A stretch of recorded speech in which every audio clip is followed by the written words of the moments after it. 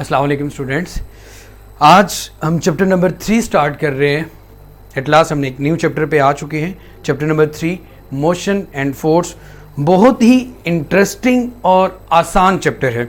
इस फिज़िक्स में ऐसा कोई चैप्टर नहीं है जो कि मुश्किल हो, इसलिए इसे भी स्टार्ट करते हैं, मोशन एंड फोर्स। सबसे पहले तो हम चैप्टर का नाम क्लियर करते हैं कि भाई किस चीज़ को मोशन का नाम देते हैं या फिर किस चीज़ को फोर्स का कहते हैं। इन जनरल वैसे अगर मैं आपको बता दूं, जब हम ऑब्जेक्ट्स की मोशन की बात करते हैं ना, तो फिजिक्स की ब्रांच जिसको मैकेनिक्स कहा जाता है, हम कहते हैं जी हम मैकेनिक्स पढ़ रहे हैं। जब ऑब्जेक्ट्स की मोशन की बात की जाती है, रेस्ट में ऑब्जेक्ट को डिस्कस किया जाता है, वेलोसिटी एक्सेलरेशन वाली कुछ बातें की जाती हैं, तो हम कहते हैं जो फिजिक्स के कौन से पार्ट को स्टडी किया जा रहा है, मैकेनिक्स को। तो आज हम यहाँ से स्टार्ट करते हैं, मोशन एंड फोर्स। सबसे पहले व्हाट इज मोशन। अगर कोई ऑब्जेक्ट, जैसे कि ऑब्जेक्ट ए है, इस ऑब्जेक्ट ए के अलावा इसके इर्द गिर्द जितनी भी चीजें हैं, जैसे कि मैं ऑब्जेक्ट ए हूं, मेरे अलावा मेरी सराउंडिंग में जो कुछ भी है वो मुझे अगर ऑब्जर्व करता है, मेरी सराउंडिंग अगर मुझे ऑब्जर्व करे, सराउंडिंग मतलब इर्द गिर्द अगर ऑब्जर्व करे, और अगर मैं अपनी सराउंडिंग के लिहाज से अपनी पोजीशन चेंज कर रहा हूं, मूव कर रहा हूं, तो जी उसे हम नाम देते हैं मोशन का। 9th क्लास में बड़ी डिटेल में पढ़ चुके हैं आप, बहुत आसान है। अब यहाँ पे बात कर लेते हैं, सिर्फ हल्का सा इंट्रोडक्शन देते हैं चैप्टर के नाम का, फिर उसके बाद मेन टॉपिक पे आ जाते हैं। Force, what is force. अगर according to Newton second law of motion देखा जाए तो हम पढ़ते हैं जी फोर्स होती है ma।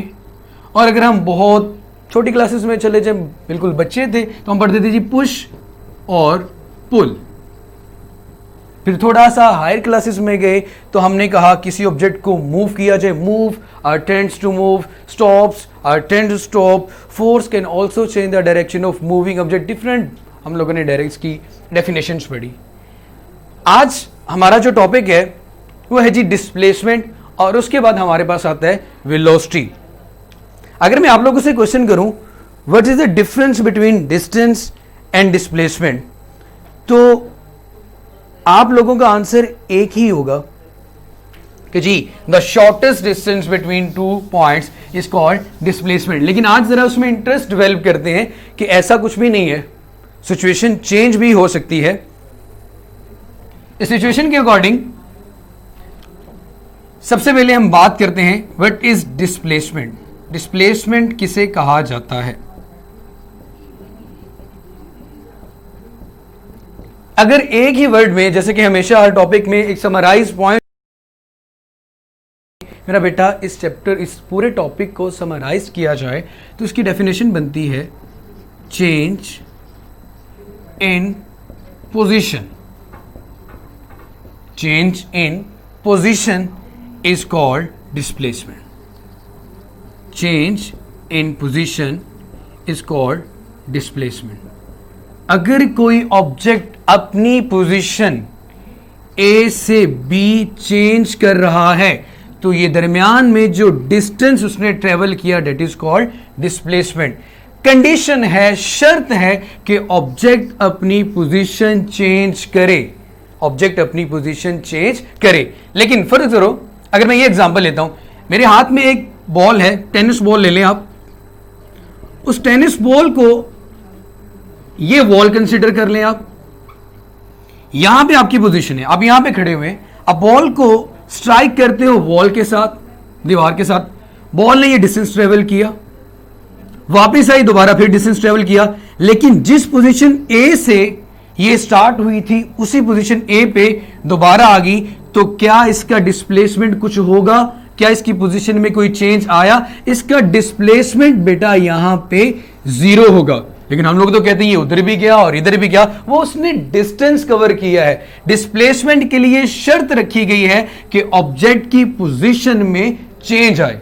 अगर ऑब्जेक्ट की पोजीशन में चेंज नहीं आता तो उसका डिस्प्लेसमेंट आपके पास 0 होगा।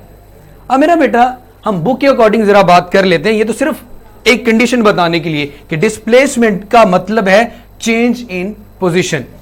अब मेरे बेटे हम बात करते हैं ऑब्जेक्ट की, हम जब प्लेन में बात करते हैं तो रेक्टेंगुलर कोऑर्डिनेट सिस्टम सबको पता है कि एक हम लेते हैं एक्स एक्सिस और दूसरा हम लेते हैं वाई एक्सिस। ये हमारे पास x है, ये हमारे पास x प्राइम है, ये y है मेरा बेटा, और ये हमारे पास y प्राइम है। अब अगर मैं ये कहूं कि एक ऑब्जेक्ट जिसकी पोजीशन a है, तो आपको पता है a पोजीशन को डिस्क्राइब करने के लिए, बताने के लिए हम हमेशा एक पोजीशन वेक्टर ड्रॉ करते हैं। जितनी numerical example, numerical problem solve की हैं, अब तो ये चीज क्लियरली हो जानी चाहिए कि व्हाट इज पोजीशन वेक्टर। दूसरा को पॉइंट बी है जी, ऑब्जेक्ट अपनी पोजीशन ए से बी चेंज करता है, ऑब्जेक्ट अपनी पोजीशन ए से बी चेंज कर रहा है, तो डेट इज कॉल्ड डिस्प्लेसमेंट। इसे मैंने नाम दिया R1 है, ये मेरे पास है R2। अब ये आपके पास क्या बन गया, एक थर्ड वेक्टर A से B, इसकी डायरेक्शन है A से B, तो एरो भी आएगा A से B की तरफ। अब क्वेश्चन ये है कि A से B जाने के लिए पाथ ये भी हो सकता है, ऐसे आ जाओ, कर्व में आ जाओ। अब मेरा बेटा इस लाइन को क्लियर करना है कि दो पॉइंट्स के दरमियान जो स्ट्रेट लाइन में डिस्टेंस है ना, उसको हम नाम देते हैं डिस्प्लेसमेंट का। यहां पे जो स्ट्रेट लाइन में डिस्टेंस आ रहा है उसको हमने नाम दे दिया डिस्प्लेसमेंट का। अब अगर मैं इस चीज को इस तरह भी एक्सप्लेन करूं कि मैंने अपनी पोजीशन ए से बी चेंज की है, ये मैटर नहीं करता मैं कैसे अपना पाथ कवर करके आया, लेकिन पोजीशन में जो चेंज आया है वो सिर्फ ए से बी तक आया है। वो पोजीशन में चेंज क्या है, ए से बी तक। लाइक दो रूम है आपके पास घर के अंदर, ए एंड बी। आप ए से बी तक इस तरह भी जा रहे हो, आप ए से बी तक इस तरह भी जा रहे हो, लेकिन पोजीशन में चेंज कहां से आ रहा है, ए से बी।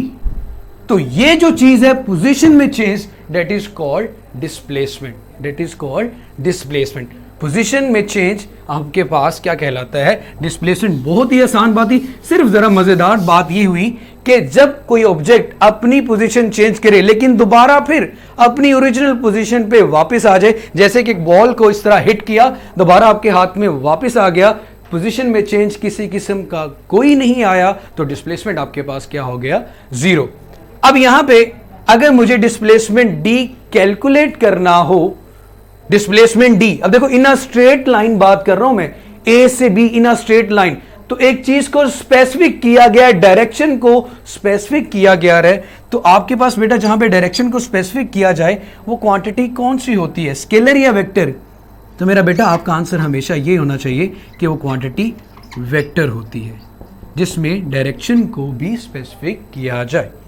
अब आप अगर मुझे हेड टू टेल रूल के अकॉर्डिंग बता दें, ये मेरे पास फर्स्ट वेक्टर है, ये मेरे पास इसका दूसरा वेक्टर है, head of the first vector to the tail of the second vector, head of the first vector to the tail of the second vector.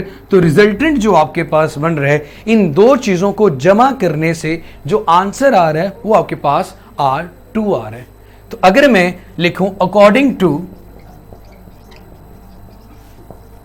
Head to tail rule, तो बेटे आपके पास R1 plus D is equal to R2। अगर आपने D calculate करना हो इन rectangular coordinate system, आपको पता पॉइंट्स की फॉर्म में कैसे किया जाता है सब्ट्रैक्ट, D कैलकुलेट करना है तो R1 इधर प्लस है, जैसे ही मैं इसको दूसरी साइड पे शिफ्ट करूंगा तो ये क्या बन जाएगा, R2 माइनस R1। तो ये बेटा आपके पास आ गया R2 माइनस R1, जो कि हमारा था डिस्प्लेसमेंट। सबसे पहले इस टॉपिक की हमने की definition, a change in position is called displacement. Second step में हमने लिया उसकी डायग्राम कि दो पॉइंट्स ऑब्जेक्ट मूव करता हुआ ए से बी पे जाता है, the change in position is called displacement. फिर हम लोगों ने इस चीज को क्लेरिफाई किया कि अगर ऑब्जेक्ट अपनी पोजीशन चेंज नहीं करता, सबसे बेस्ट एग्जांपल थी बॉल को दीवार के साथ हिट किया, वो बाउंस बैक होके आपके हाथ में वापस आ गई, तो नेट डिस्प्लेसमेंट, उसकी पोजीशन में किसी किस्म का कोई चेंज नहीं आया, तो उसका डिस्प्लेसमेंट आपके पास जीरो होगा। अब हमने कहा अगर कोई ऑब्जेक्ट ए पे है वो अपनी पोजीशन बी तक चेंज करता है, एक का पोजीशन वेक्टर r1 ले लिया, दूसरे का पोजीशन वेक्टर r2 ले लिया, दरमियान में जो स्ट्रेट लाइन डिस्टेंस आ रहा है डेट इज कॉल्ड डिस्प्लेसमेंट। अगर वो कैलकुलेट करना हो तो simply head to tail rule से तीनों वेक्टर्स को ऐड करें और d की वैल्यू निकाल लें, and d is the vector quantity जिसका, अब यहां दे देखें बेटा, आप लोगों ने जो चीज लर्न करनी है, याद करना है, वो पेज नंबर 49 पे सबसे पहले बोल्ड लाइंस में जो डेफिनेशन लिखी हुई है, the displacement is the change in the position of a body from its initial to final position. ये आपकी कौन सी पोजीशन है बेटा? इनिशियल। और ये आपकी कौन सी पोजीशन आ रही है? फाइनल। इनिशियल पे डिस्प्लेसमेंट जिस वेक्टर से ड्रॉ किया गया है उसकी टिप है और फाइनल पोजीशन पे उसका हेड है। तो ये तो मजीद डिटेल है, जितनी मर्जी आप बात कर लें यहां तक बेटा। उसके बाद आपने जो फिगर 3.1 है इस डेफिनेशन के साथ वो बनानी होगी, और इसी 3 लाइनों के ऊपर जो बोल्ड लाइन में अभी मैंने डेफिनेशन पढ़ी है, फॉर्मूला लिखा हुआ है बोल्ड करके। बोल्ड का मतलब ये होता है बेटा they are the vector quantities. यहां पे एरो नहीं, यहां पे बोल्ड से लिखा गया, तो हम यहां पे अपनी आसानी के लिए इसको एरो से रिप्रेजेंट करते हैं। दोनों मेथड ही ठीक है। अब यहां पे देखें d is equal to r2 minus r1. If r1 is the position vector of A and r2 that of point B, then head to tail rule d is equal to r2 minus r1. इसी के नीचे बेटा आप लोगों के पास लिखा होगा its magnitude is the straight line distance. its magnitude, उसकी लेंथ क्या होगी? उसका मैग्नीट्यूड होगा। अब बात करते हैं बेटा नेक्स्ट टॉपिक की। अगर इसके बारे में कोई क्वेश्चन आपका है तो आप मुझसे पूछ लें। मैं आपके कमेंट्स भी साथ साथ चेक कर रहा हूँ, लेकिन कमेंट्स में मुझे किसी किस्म का कोई क्वेश्चन नजर नहीं आ रहा।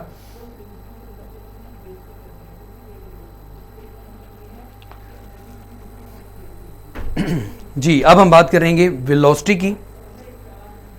वेलोसिटी, स्पीड किसे कहते हैं, वही चीज़ें आ जाएंगी दोबारा से। फिर डिस्प्लेसमेंट क्लियर है तो इसी डिस्प्लेसमेंट की आगे फर्दर एक्सप्लेनेशन की जाएगी।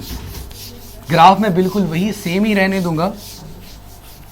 जब आप डिस्प्लेसमेंट में जब चेंज आता है, इज इट पॉसिबल कि आपका टाइम कभी कांस्टेंट हो जाए? तो ऐसा नहीं होता। जब मैं डिस्प्लेसमेंट में चेंज की बात करता हूं विद रिस्पेक्ट टू टाइम, कितने टाइम में कितना डिस्प्लेसमेंट चेंज हुआ, that is called velocity. That is called velocity, VELOICTY, velocity. और V है, इसके ऊपर मैं एरो लगा रहा हूं, इट मींस ये मेरे पास इंडिकेटर है। मैं डिस्प्लेसमेंट में चेंज की बात कर रहा हूं। डिस्प्लेसमेंट एक वेक्टर क्वांटिटी है, अगर उसमें चेंज को मैं एक नया नाम दे दूंगा तो वो भी मेरे पास वेक्टर क्वांटिटी ही होगी। वेक्टर क्वांटिटी में चेंज वेक्टर ही डिस्क्राइब करेगा, वो स्केलर कभी नहीं बन सकता। मैं ये बात कर रहा हूं चेंज इन डिस्प्लेसमेंट, डिस्प्लेसमेंट में change with respect to time या rate of change of displacement or rate of change in displacement। जब भी फिजिक्स में आपके पास रेट का वर्ड आ जाए, इट मींस कि आप बात कर रहे हो टाइम के लिहाज से, वक्त के लिहाज से। अगर ऑब्जेक्ट ए से बी तक गया तो कितने टाइम में गया? आपने गाड़ी के स्पीडोमीटर पे लिखा होगा 120 किलोमीटर पर आवर। 120 किलोमीटर का डिस्टेंस 1 घंटे में, उसको हम नाम देते हैं स्पीड का। अगर यही डिस्टेंस स्ट्रेट लाइन में आ जाए, that is called velocity. That is called velocity. Uh straight line में जो चेंज आ रहा है ए से बी। अब देखो बेटा, मैं अपनी पोजीशन ए पे हूं, आप गाड़ी ड्राइव करते हो यहां ए से बी तक, कितने टाइम में आपने कितना डिस्प्लेसमेंट कवर किया, दैट इज कॉल्ड वेलोसिटी। अब इसकी 2 मजेदार एग्जांपल करते हैं, दोनों से हम 2 तरह की डेफिनेशन करेंगे। अब वेलोसिटी 2 तरह की है, एक एवरेज वेलोसिटी है, एक इंस्टेंटेनियस वेलोसिटी है। अब देखते हैं इन दोनों में डिफरेंस क्या आता है आपके पास। एवरेज वेलोसिटी क्या है? आपने लाहौर से, जी हम कहां तक का डिस्टेंस लें? मोस्टली इस्लामाबाद ही चले जाते हैं जनाब। इस्लामाबाद, लाहौर से इस्लामाबाद तक का डिस्टेंस कवर करना है। इज इट पॉसिबल कि पूरी मोटरवे आपके लिए स्ट्रेट लाइन कर दी जाए? ऐसा तो कभी भी नहीं होगा। आप जब लाहौर से इस्लामाबाद की तरफ अपनी गाड़ी लेके जा रहे हो तो कभी रास्ते में कर्व आ रही है, कभी स्पीड ब्रेकर आ रहा है, कभी टूल प्लाजा आ रहा है, बार बार आपकी स्पीड में चेंज आ रहा है। जब स्पीड में चेंज आ रहा है बार बार, तो फिर आप कैसे बताओगे कि मैं लाहौर से इस्लामाबाद तक किस स्पीड के साथ गया? मतलब कुछ लोग कहते हैं ना 70 किलोमीटर, मेरा मीटर 120 पे था, वो मीटर 120 पे कैसे आप बताओगे कि आप कितनी स्पीड से इस्लामाबाद तक का डिस्टेंस कवर किया, जबकि हर जगह पे आपकी स्पीड बार बार चेंज हो रही है? तो उस वक्त बेटा हम क्या करते हैं, उस वक्त हम ये करते हैं टोटल डिस्प्लेसमेंट को, टोटल डिस्प्लेसमेंट कितना है जी लाहौर से इस्लामाबाद का, लाहौर से इस्लामाबाद के टोटल डिस्प्लेसमेंट को हम डिवाइड कर देते हैं टोटल टाइम के साथ। आपके पास घड़ी में टाइम तो होगा ना कि आप 2 बजे निकले और 6 बजे जाके पहुंचे, इसका मतलब आपको पूरे 4 घंटे लगे कहां तक पहुंचने में, इस्लामाबाद पहुंचने में 4 आवर्स। और आपने 400 किलोमीटर का डिस्टेंस कवर किया। आपको अभी मैंने ये बात बताई थी, change in displacement with respect to time, displacement with respect to time is called velocity. अब इस फॉर्मूले में देखो, आपको ये चीज बड़ी अच्छे से अब क्लियर हो जाएगी कि अगर मेरे पास टोटल डिस्प्लेसमेंट हो कि लाहौर से इस्लामाबाद का डिस्टेंस 400 किलोमीटर है और उसको कवर करने में मुझे 4 घंटे 4 आवर्स लगे, तो बेटे आप इन दोनों को डिवाइड करके, यहां पे देखें किलोमीटर पर आवर किसका यूनिट होता है, स्पीड का, तो आप बता सकते हो कि मैंने कितनी स्पीड से गाड़ी को डिराइव किया। इस वक्त जब आप टोटल डिस्प्लेसमेंट को टोटल टाइम के साथ डिवाइड कर रहे होते हो तो आप निकालते हो एवरेज वेलोसिटी। क्या एवरेज, औसतन मैं एवरेज इतनी स्पीड से जाता रहूं, लाइक आप 70 से वेरिएशन करते करते 120 तक गए, तो आपकी एवरेज स्पीड निकलती है 100। मीन के 100 पे अगर कॉन्स्टेंटली मूव किया जाए, 400 को 4 पे डिवाइड करो तो बेटा आपके पास कितना आता है, 100। इसका मतलब है 100 मैक्सिमम या मिनिमम जितने भी आप गए, बट 100 आपकी एक एवरेज स्पीड रही है, इससे नीचे आप नहीं गए। तो ये मेरा बेटा आपके पास आ गई एवरेज स्पीड, जब टोटल डिस्प्लेसमेंट को टोटल टाइम के साथ डिवाइड कर दिया जाए, that is called average velocity और एवरेज स्पीड। अब मेरा बेटा इसके साथ एक और चीज आ गई आपके पास, अगर थर्ड पैराग्राफ में आए, सबसे पहले एवरेज वेलोसिटी की डेफिनेशन आ गई, total displacement divided by total time, और उसका फॉर्मूला आ गया V average is equal to displacement over time.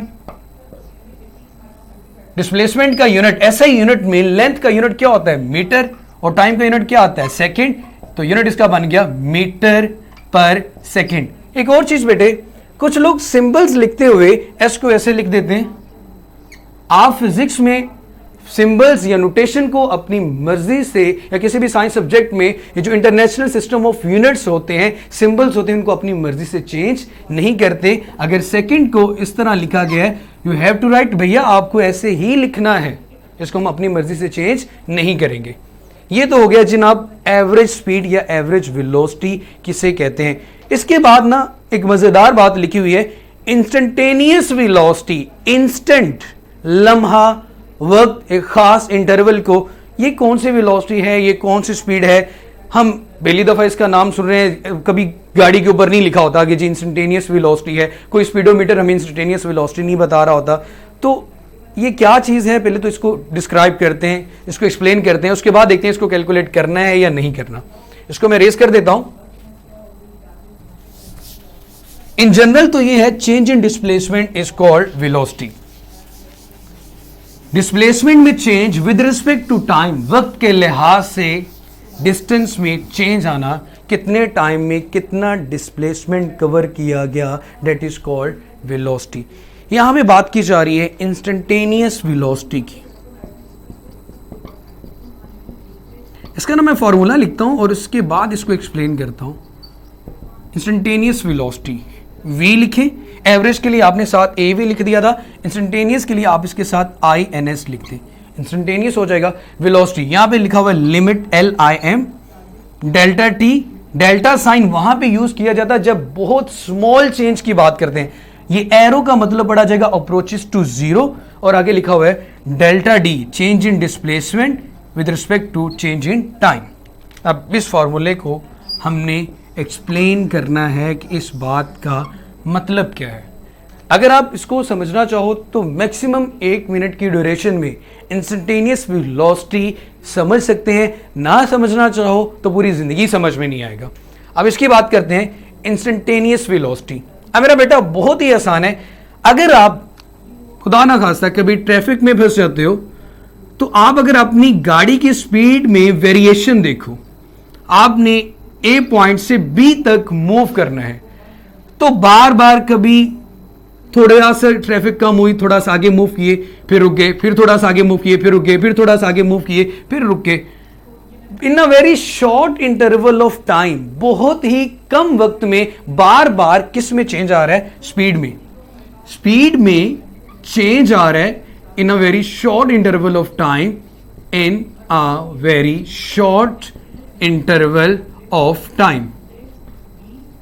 Speed में change in a very short interval of time, बहुत कम वक्त में स्पीड में बार बार चेंज आता है, तो उसको कैलकुलेट करना हमारे लिए क्या होता है? मुश्किल। हाँ, उसको कैलकुलेट करने का तरीका आसान से है कि आप अपने मोबाइल को पकड़ें और उसका स्क्रीनशॉट ले लें कि इस वक्त गाड़ी में अपनी घड़ी पे देखा, हाँ इतने टाइम पे इतने सेकंड पे ये चेंज आया था, बट उसको कैलकुलेट करना हमारे लिए मुश्किल है। आप किसी को नहीं बता सकते हाँ 541 पे मेरी गाड़ी की स्पीड इतनी थी जब मैं ट्रैफिक में फंसा हुआ था।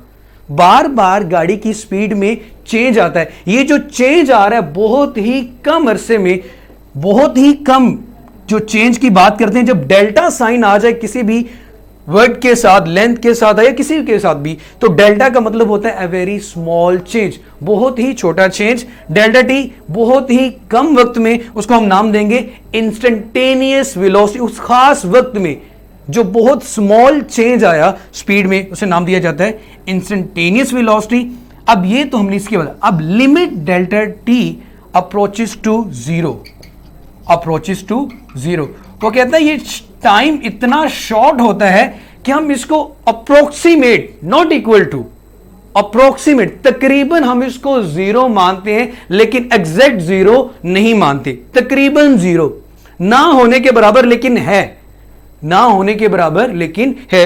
हम इतना शॉर्ट इंटरवल में इसकी स्पीड में जो चेंज आ रहा है, जो कि अप्रोक्सीमेटली टाइम वहां पे क्या लग रहा है? जीरो, लेकिन है जरूर, not equal to zero but approaches to zero. उस वक्त जो वेलोसिटी में चेंज आया, डिस्प्लेसमेंट में चेंज आया with respect to time, is called instantaneous velocity. मैं इस टॉपिक को दोबारा से रिवाइज कर देता हूं, बहुत ही मजेदार और आसान टॉपिक था। मैंने आपको शुरू में भी बता दिया था बेटा इस टॉपिक में कुछ मुश्किल नहीं है, आप लोग ये चीज़ें डिटेल में पहले भी पढ़ चुके हैं। हम दोबारा से बात करते हैं।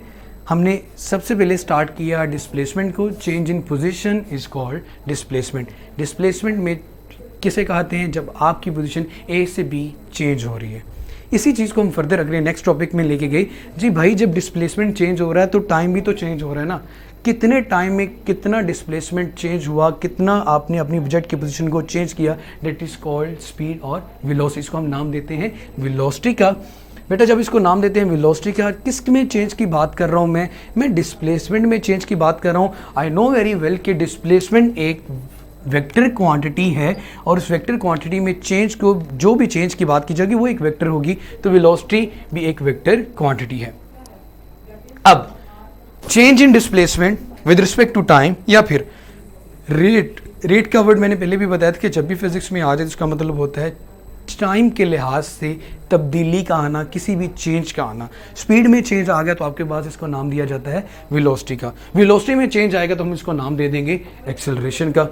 अब है ना बेटा, दो तरह की वेलोसिटी है, एक एवरेज और दूसरी इंस्टेंटेनियस। एवरेज का मतलब है लमसम किया जाता है सारी चीज़ों को ऐड, पूरे डिस्प्लेसमेंट को, टोटल डिस्प्लेसमेंट को टोटल टाइम पे डिवाइड कर देना कि लाहौर से इस्लामाबाद का टोटल डिस्टेंस मैंने इतना कवर किया, मुझे कि ये डिस्प्लेसमेंट कवर करते हुए इतना टाइम लगा। डिस्प्लेसमेंट को टाइम पे डिवाइड कर दें तो आपके पास आपकी गाड़ी की एवरेज स्पीड आ जाएगी। जैसे कि हमने एग्जांपल ली कि लाहौर से इस्लामाबाद का डिस्टेंस अगर 400 किलोमीटर हम सपोज कर लेते हैं और मुझे 4 घंटे लगे ये डिस्टेंस अपने घर से इस्लामाबाद तक कवर करने में, तो मैं कितनी एवरेज स्पीड के साथ, एवरेज मतलब ये स्पीड तो रही होगी 100 किलोमीटर। इसका मतलब ये है कि अगर आप एक स्ट्रेट लाइन में बिल्कुल 100 किलोमीटर के साथ मूव करते रहो तो 4 घंटे में आप इस्लामाबाद पहुंच जाएंगे।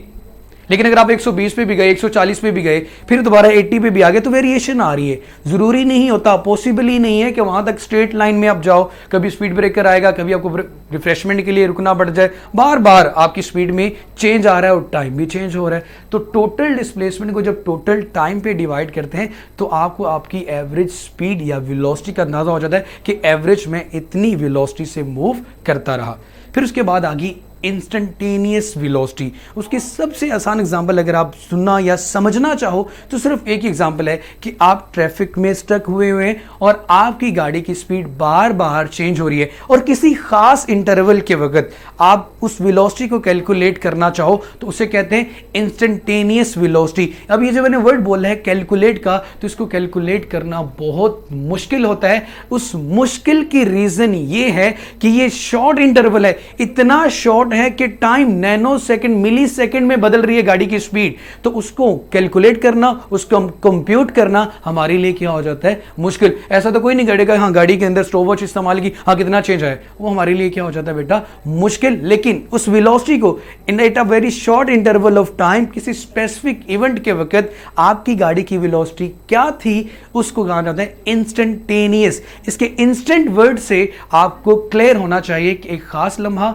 एक खास वक्त।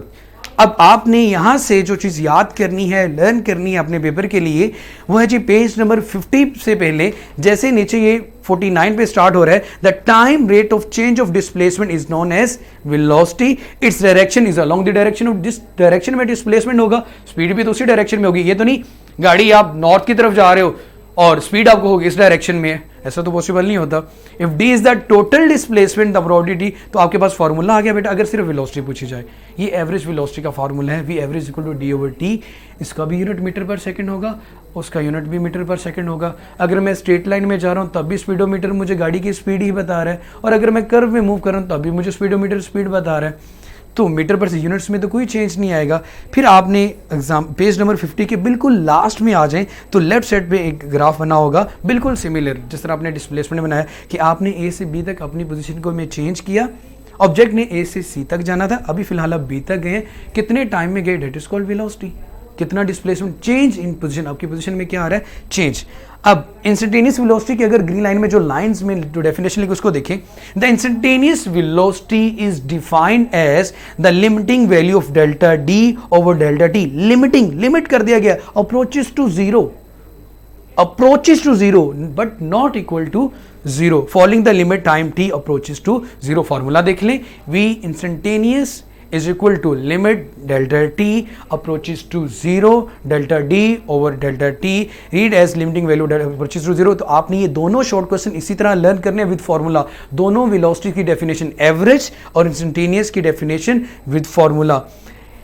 आगे बात ये की जा रही है लास्ट में, the velocity instantaneous velocity does not change the body said to be moving with the form velocity. मतलब मैं अगर ये बात करूं, लास्ट लाइन का मतलब समझाने लगा हूं कि अगर इंस्टेंटेनियस वेलोसिटी में चेंज नहीं आता तो इसका मतलब आप एक कांस्टेंट स्पीड के साथ मूव करें। भाई कैसे, ए से बी आप अपने भाई बहन किसी के साथ ट्रेवलिंग कर रहे हो, आप कहते हो 540 पे गाड़ी की स्पीड क्या थी, आपके भाईजान 80 किलोमीटर पर आवर पे कॉन्स्टेंटली गाड़ी को चला रहे हैं। तो अगर मैं इस पॉइंट पे देखूं, इस पॉइंट पे देखूं, इस पॉइंट पे देखूं, इस पॉइंट पे देखूं, जितने मर्जी पॉइंट ले लूं, हर पॉइंट पे स्पीड क्या आ रही है, सेम। तो हर इंस्टेंट पे स्पीड का सेम होना, इट मींस कि उसकी वेलोसिटी, उसकी स्पीड आपने कांस्टेंट रखी हुई है, आप उसको बदल नहीं रहे। उस केस में आपकी इंस्टेंटेनियस वेलोसिटी हर वक्त, हर लम्हा, जिस मर्जी टाइम पे देखो वो सेम होगी, जब उसको आप चेंज ही नहीं कर रहे। तो आज का हमारा ये बड़ा ही आसान टॉपिक था जो कि आज खत्म हुआ। कल इंशाल्लाह हम पढ़ेंगे एक्सेलरेशन के बारे में। अगर वेलोसिटी की समझ आ गई है तो आपको कल एक्सेलरेशन बहुत अच्छे से आ जाएगा, और वो भी बहुत आसान है। इस चैप्टर में तो कोई भी चीज़ मुश्किल है ही नहीं, लेकिन इंटरेस्टिंग बहुत है।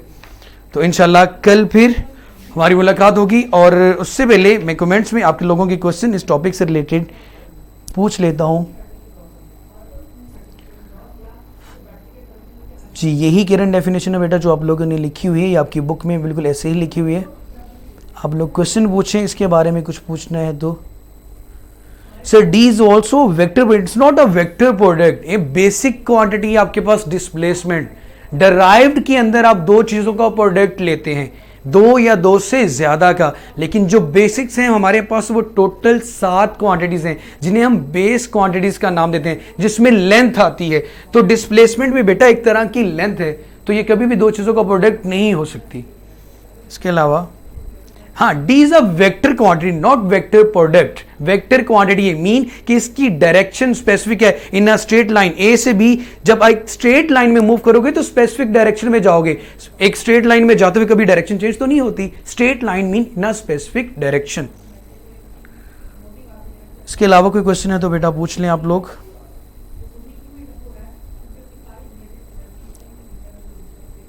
कभी भी नहीं लगा सकते एवरेज के लिए। एवरेज के लिए डेल्टा क्यों लगाएंगे? डेल्टा का साइन तब आता है जब बहुत स्मॉल चेंज आए। आपने यहां लाहौर से पेशावर तक का डिस्प्लेसमेंट अगर कवर किया हो तो वो स्मॉल चेंज होगा। अच्छा खासा चेंज है, पूरे 2 दिन भी लग सकते हैं आपको, तो उसमें कभी भी डेल्टा का साइन नहीं आएगा। ये शहराज ने क्वेश्चन किया था बेटा।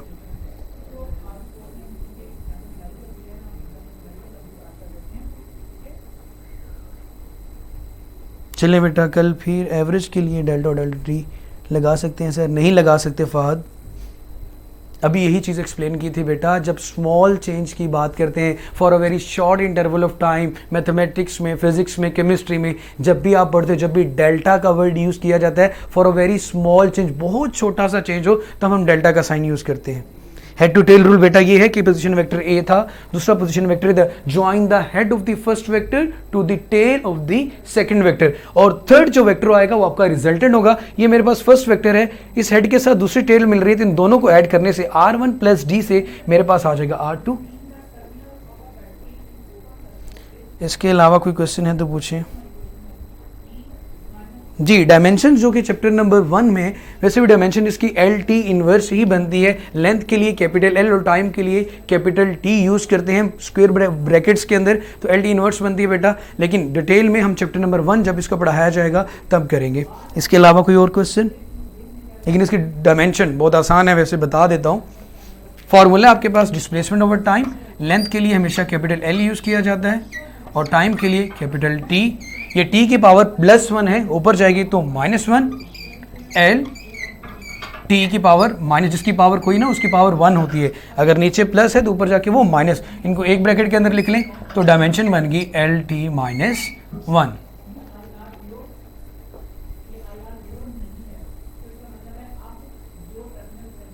इसके अलावा कोई और क्वेश्चन है तो पूछ लें। इंशाल्लाह कल फिर इसी टाइम पे हम लोग दोबारा 420 से 455 मुलाकात होगी। मुलाकात कल आप लोगों से इसके बारे में इंटरेस्टिंग क्वेश्चंस भी पूछे जाएंगे जो आपने एवरेज और इंस्टेंटेनियस वेलोसिटी के बारे में पढ़ना है और क्वेश्चन करना है। चलें, कल फिर मुलाकात होती है। अपना ख्याल रखिएगा। अल्लाह हाफिज़।